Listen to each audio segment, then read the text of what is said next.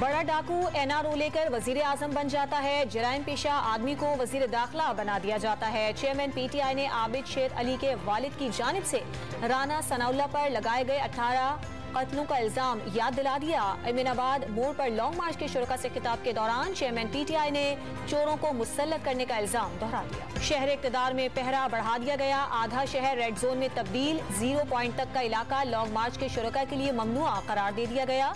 Security के लिए police, rangers और फौज तैनात होगी। राना सनाउल्लाह रेड जोन को जितना बड़ा करेंगे उतने ही लोग बाहर निकलेंगे। साबिक वजीर दाखिला शेख रशीद का इमरान खान के साथ चट्टान की तरह खड़े रहने का अज़्म। तंज किया कि हुकूमत जो इक़दामात उठाती है फायदा इमरान खान को ही पहुँचता है। इंतखाबात की तारीख को वाहिद मुतालिबा करार दे दिया।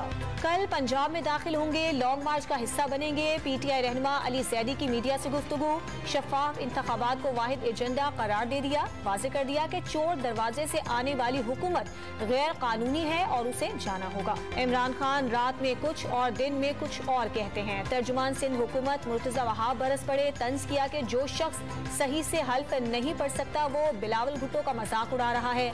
सवाल किया कि इमरान खान बताएं सैलाब मुतासरीन के लिए जमा किए गए 5 अरब रुपए कहाँ हैं। चीन से मजीद $200 मिलियन की सरमायाकारी की तैयारी। चीनी कंपनी साइनोवेक ग्लोबल के नायब सदर की वजीर आला पंजाब से मुलाकात। कंपनी पंजाब में प्लाज्मा मेडिसिन प्रोडक्ट्स की फैक्ट्री लगाएगी। चौधरी परवेज इलाही का चीनी सरमायाकारों को हर मुमकिन सहूलत फराहम करने की यकीन दहानी।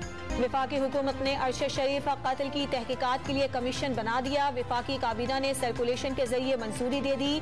3 रुकनी कमीशन के सरबराह साबिक जज Lahore high court justice Abdul Shakoor Paracha होंगे। हकाइक पर मबनी रिपोर्ट 30 दिन में पेश की जाएगी। और रूस से गंदम की खरीदारी मंजूरी के लिए ECC का हंगामी इजलास आज शाम तलब। वजीर खजाना की ज़ेर सदारत इजलास में रूस से गंदम की खरीदारी से मुताल्लिक समरी पेश की जाएगी।